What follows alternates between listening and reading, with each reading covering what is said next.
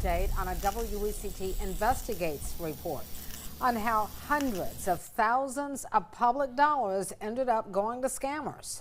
Investigators with the FBI and SBI continue looking into a $650,000 fraud scheme that involved Pender County's government.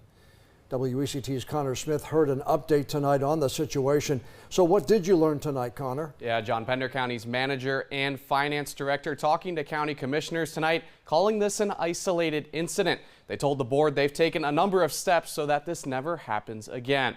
They said tonight that the scheme actually started back in September. That's when a scammer first reached out to Pender County. Payments meant for the Lower Cape Fear Water and Sewer Authority started getting diverted in October to another destination. There were 4 payments in total. Then in November, the authority emailed county staff about the missing money, but county management missed the message. On December 12th, Pender County found out what happened, and that's when the FBI and SBI investigations started.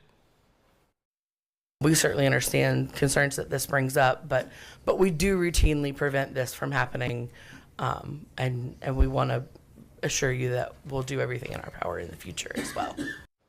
So here are the steps leaders say Pender County is taking moving forward.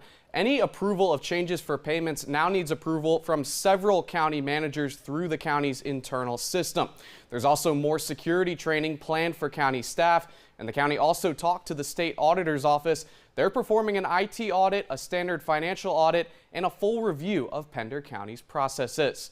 The county manager says he would talk to commissioners in closed session tonight about the staff that were involved in this and what they're doing to get this money back. We are asking Pender County for a copy of the minutes from tonight's closed session, and we'll let you know what we learned. John?